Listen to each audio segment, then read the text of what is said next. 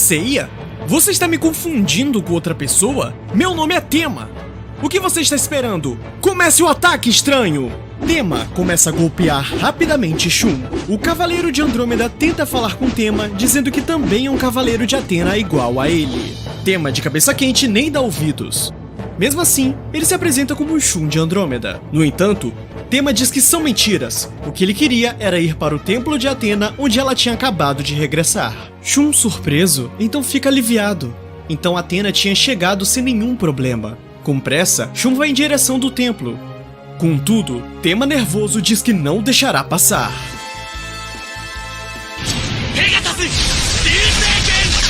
Tema usa seus meteoros de Pégaso. Rapidamente, Shun usa sua defesa circular e com sucesso repele todos os ataques. Tema, surpreso, pergunta como ele conseguiu se defender de todos os golpes. Sei que vai ser pouco provável que acredite em mim, mas eu e Athena viemos do futuro. Nós viemos destruir a espada de Hades.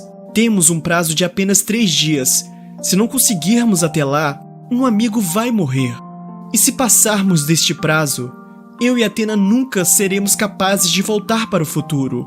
O que posso fazer? O que posso fazer para acreditar em mim? Tema pergunta quem seria esse amigo, e Shun responde que é alguém igual a ele, o Cavaleiro de Pégaso, Seiya. Enquanto isso, no Templo de Athena, o Grande Mestre, bem ofegante, fala que precisa terminar isso de uma vez. Brandindo sua adaga dourada, ele parte para tirar a vida de Athena. No castelo de Hades, Pandora conta para o juiz Vermeer que o Grande Mestre é um traidor. Era só uma questão de tempo para que o santuário seja destruído de dentro. Vermeer então comenta que o exército de Hades ganhará sem a necessidade de lutar. No entanto, Pandora fala que de uma forma ou de outra, eles devem estar preparados. O nascimento de Athena como um simples bebê era algo que nunca sequer passou pela minha cabeça. Algo me diz que há uma grande vontade trabalhando por trás de tudo isso. Vermeer pergunta quem poderia ser essa grande vontade. Pandora responde que não tem ideia, porém, deve ser alguém que transcende tanto Hades quanto Athena. Sem dúvida alguma, se trata de um ser de grande poder. Shijima contém o ataque do Grande Mestre. Ele pergunta ao mestre o que ele pensava que estava fazendo. Ele havia voltado por ter notado algo estranho com o mestre, e agora encontra fazendo isso? Por acaso tinha perdido a cabeça? O Grande Mestre ataca Athena. Porém, bem rápido, Shijima arranca o bebê de seus braços. O Grande Mestre brande sua adaga para Shijima. Espere um momento, por favor. O que está havendo aqui? Aparece o Cavaleiro de Ouro Cardinale de Peixes. O Grande Mestre diz que ele chegou em boa hora. Shijima pretendia se rebelar. Ele ordena que o ataque agora. No entanto, Cardinale diz para não zombar dele. Entre os Cavaleiros de Ouro, Shijima é o homem que tem um sentimento de justiça particularmente mais forte. Não creio que facilmente ele se rebele contra Athena. Não pode enganar os meus olhos. O traidor é você, Grande Mestre, sem nenhuma dúvida. Cardinale saca sua rosa branca. O Grande Mestre, desesperado, pede para ele esperar. Mas era tarde demais. Cardinale já havia jogado a rosa. Só que ela não atingiu o Grande Mestre. E sim, Shijima. O virginiano confuso pergunta: por quê? Por que ele fez isso? As pessoas nem sempre têm que fazer o correto. Espero que não tenhas rancores de mim, Shijima. Shijima, gravemente ferido pela rosa, cai no chão sem forças. Voltando a Shun e Tema, Shun diz que eles não podem mais perder tempo neste lugar. Eles têm que ir rápido para o lado de Athena. O que será que dará nesse confronto entre o Pégaso do passado e o Andrômeda do futuro?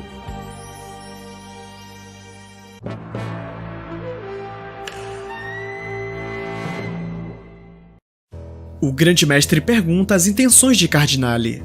O Cavaleiro de Peixes diz que são as mesmas do Grande Mestre. Todos os seres vivos são mortais. Ele recorreu a Hades para se libertar do medo da morte, para assegurar que tenha paz após a morte. Cardinale ainda revela que ele não é o único traidor. Então, o Grande Mestre se dá conta. Existem outros traidores entre os Cavaleiros de Ouro. Nesse momento, Cardinale se dá conta que Shijima e Athena desapareceram.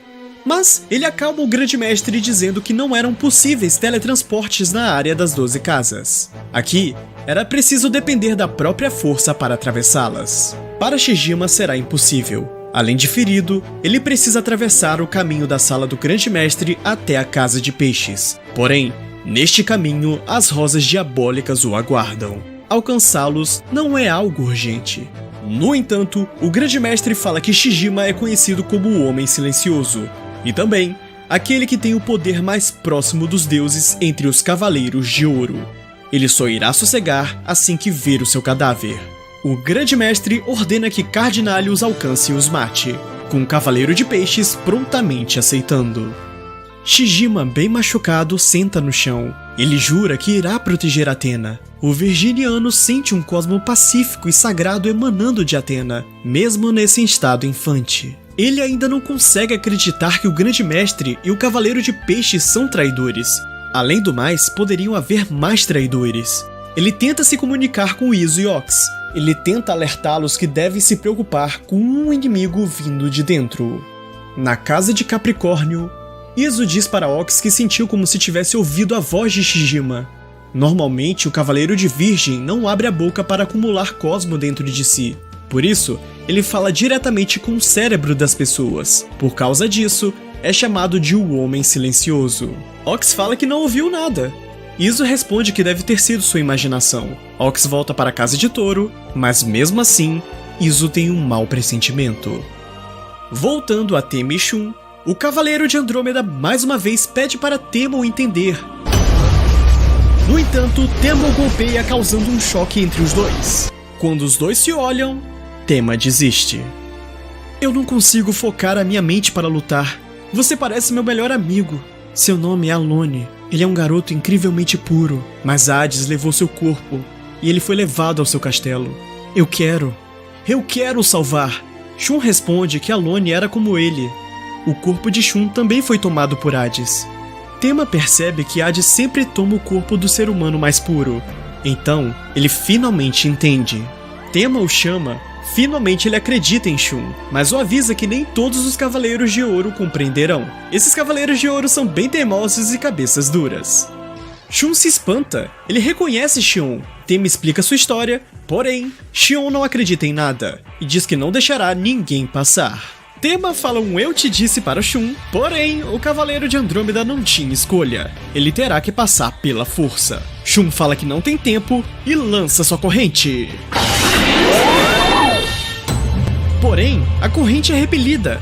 Xion diz para Shun ser um bom menino e se retirar. Se ele insistir, o irá considerar o inimigo. Shun diz que não irá embora e brande mais uma vez a sua corrente. Xion, o chamando de idiota, invoca a Muralha de Cristal. A Muralha de Cristal era a técnica dos Cavaleiros de Ares, que é capaz de devolver qualquer golpe. Shun fala que isso era mal.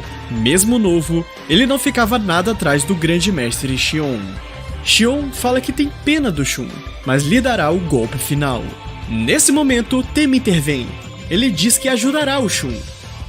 No momento decisivo, o antigo Cavaleiro de Pégasus se apega a Shun a ponto de lutar por ele.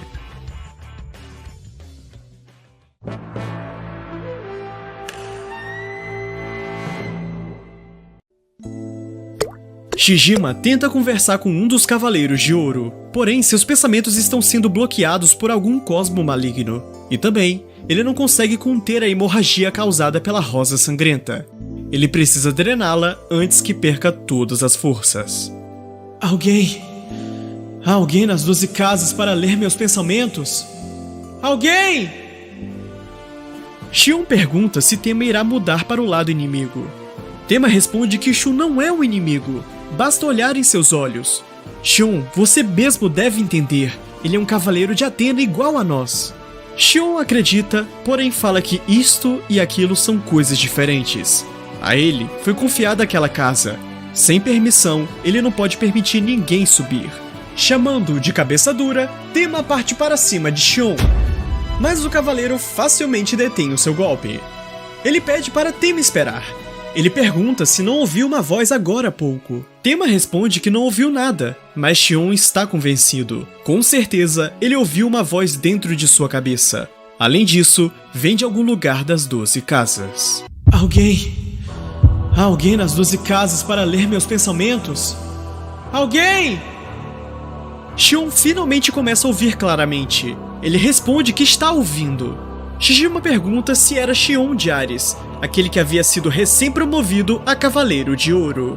Xion confirma e Shijima percebe que dentro das 12 casas apenas Xion pôde ouvi-lo. Isso quer dizer que ele tem poderes de psicocinese que nem ele. Shijima conta tudo sobre a traição do Grande Mestre e do Cavaleiro de Peixes, além da Athena ter se transformado em um bebê. O que surpreende Shun. Xion fala aos dois que não sabe os detalhes, mas Shijima foi ferido. Junto de Athena, ele procura reforços. Com isso, os dois mais uma vez pedem para passar. Nesse instante, Xion percebe. Eles chegaram. Os espectros. Xion diz que não pode se mover dali, mas pede para Tenma e Shun passarem e informar os Cavaleiros de Ouro o estado de Shijima. Eles precisam salvar Athena. Shun agradece e os dois saem dali. Os espectros zombam de Xion por enfrentar ele sozinho. Porém, Xion diz que se derem mais um passo, seus corpos serão despedaçados. Não me faça rir! O espectro que tenta avançar em um segundo foi totalmente dilacerado. Eles percebem que tem algo na frente de Ares, e todos partem para atacar. Esperem! Tsukio os detém, e Xion fica impressionado de ver seu amigo novamente. O juiz pede uma das pedrinhas no chão. Ele explica que não adianta tentar destruir a muralha de cristal atacando cegamente. No entanto, por mais sólido que algo seja, ela terá uma parte frágil. Se você acertar esse ponto, ela se tornará quebradiça.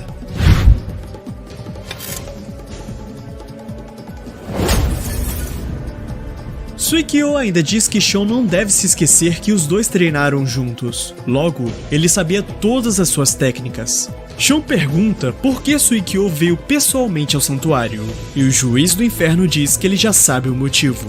Ele veio pela cabeça de Athena. O embate entre ex-amigos. O que se dará no choque entre um Cavaleiro de Ouro e um juiz do inferno. Continua no próximo episódio.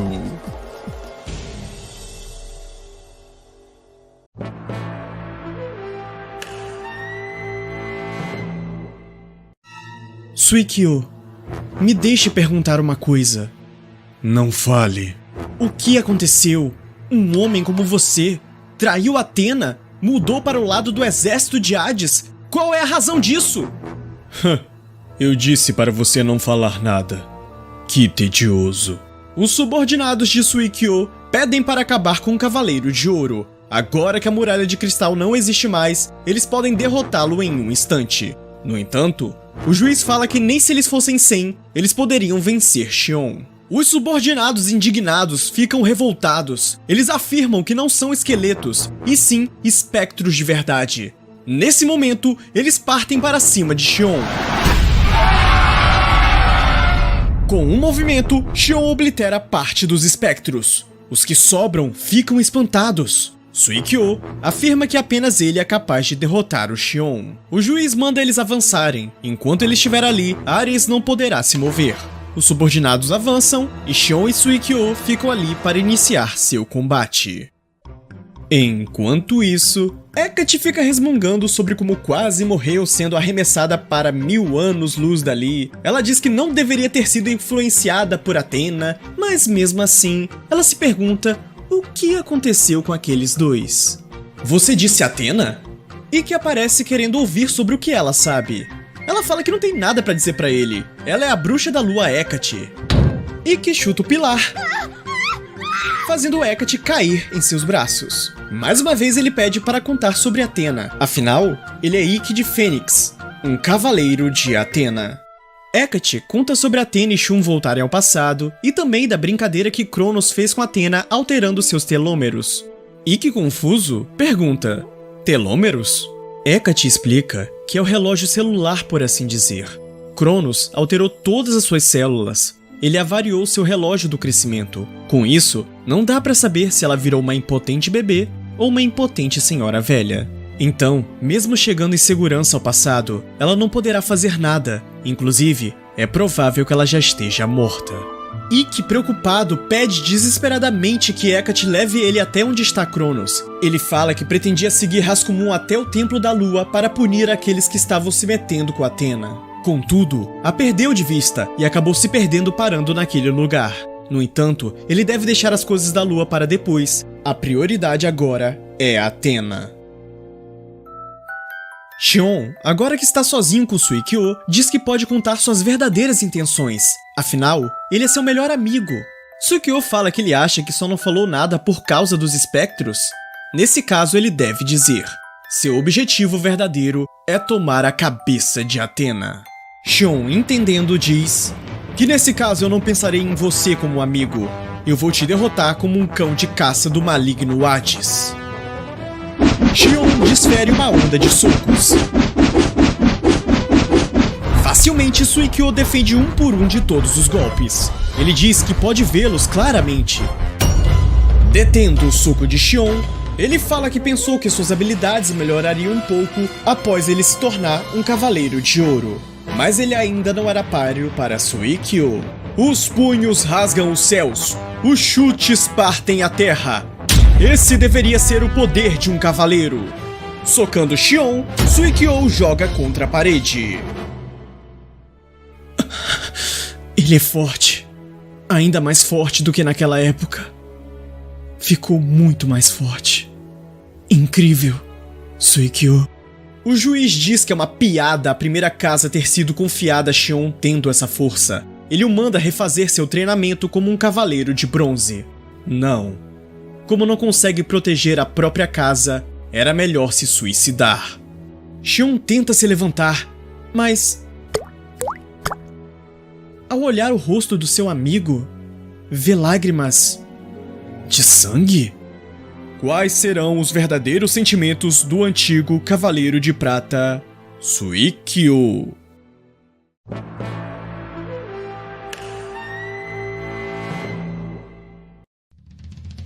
No portal do espaço-tempo onde se encontrava Cronos, Ikki e Hecate chegam. A Bruxa da Lua diz que não tem como saber se a própria Athena conseguiu chegar a salvo. Deve ser impossível para um humano como ele atravessar o espaço-tempo sozinho. Ikki diz que nesse caso não resta outra alternativa além de acordar Cronos e fazê-lo o guiar até Athena.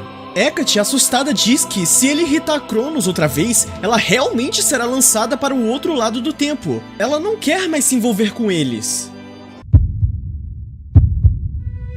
Observando melhor, Ikki pergunta para Hecate o que era aquilo. Hecate, confusa, diz que aquilo não estava ali antes. Enfim, Ikki percebe isso era obra de Athena. Aquilo era uma corrente de flores que ascendia até a galáxia vermelha. Hecate pergunta se Athena foi realmente capaz de fazer isso, e que diz que não há dúvidas. O cheiro do jardim do santuário estava vindo daquelas pétalas. Sem dúvidas, aquilo era uma guia de Athena. Se ele seguir aquela corrente de flores, certamente chegará aonde Athena está. Ikki fala que está indo. Ele pede para informar as pessoas que virão depois toda a situação. Hecate, confusa, pergunta: quem são essas pessoas? O dragão e o cisne. Eles certamente virão, então como eu, atravessarão o tempo e se reunirão com Athena. Ele termina dizendo que contava com Hecate e se atira agarrando na corrente de flores no espaço-tempo.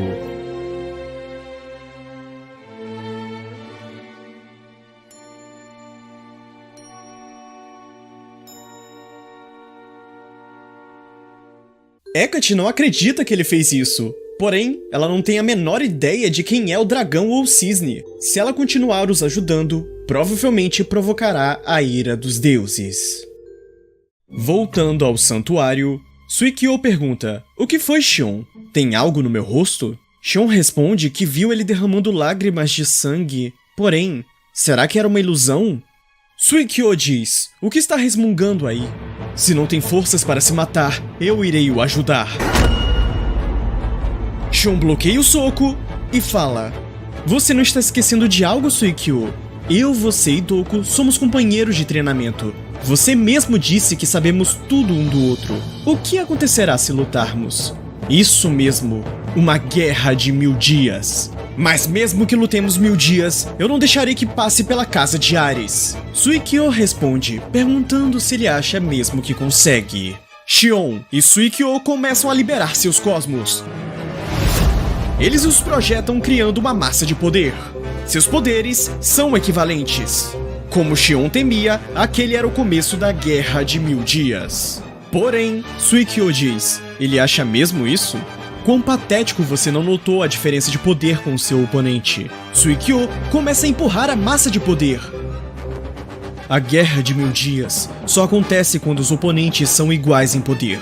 Antigamente nosso poder era igual, mas agora é diferente. Meu poder aumentou durante esses anos. Você já deve ter percebido. Agora sinta meu verdadeiro poder! Suikyo empurra toda a massa de poder para cima de Xion. Brutalmente, Xion é lançado ficando gravemente ferido. Suikyo começa a passar, mas Xion diz que ainda não terminou. Quando ele terminar, poderá ir. Suikyo concorda e se prepara para matar seu antigo companheiro. Nesse momento, outro cosmo cai ali. Xion percebe que aquele choque foi o mesmo quando Shun caiu ali. Ou seja, outra pessoa estava vindo do futuro?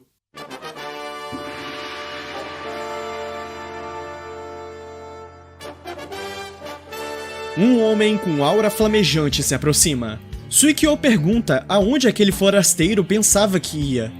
E ele responde que vai até Athena. Xion fala que não importa quem ele seja, não o deixará passar. Nesse caso eu irei pela força. Se vocês me atrapalharem, sejam amigos ou inimigos, serão derrotados para eu poder passar. O flamejante Ikki se mete na Guerra Santa anterior, o que fará a Fênix Imortal.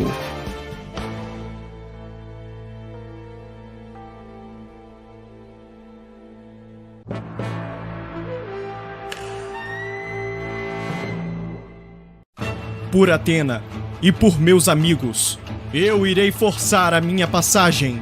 Suikyo questiona se Ikki irá mesmo até Athena. Ele pergunta se essas palavras não são mentiras. Ikki confirma tudo. No entanto, Suikyo fala que ele é apenas um mero cavaleiro de bronze, a mais baixa patente entre os cavaleiros. Ele se pergunta se Ikki conseguiria mesmo. Como você é chato. Ofegante, Xion diz para Ikki se afastar, ou ele vai acabar sendo morto. Suikyo o chama para a briga, e Ikki responde que ele nem precisa dizer. Ikki parte para cima de Suikyo e o acerta. Xion fica impressionado por Ikki ter arrancado o elmo do juiz. Só que Suikyo, completamente calmo, diz que Ikki é muito lerdo. Ikki, confuso, tem seu elmo completamente obliterado. O juiz o adverte que, se quisesse, poderia ter esmagado a cabeça de Ikki em pedacinhos. Ikki, entendendo, parte seriamente para cima de Suikyo. Ikki começa a dar uma onda de golpes consecutivos. Suikyo defende facilmente todos eles. Os dois se golpeiam.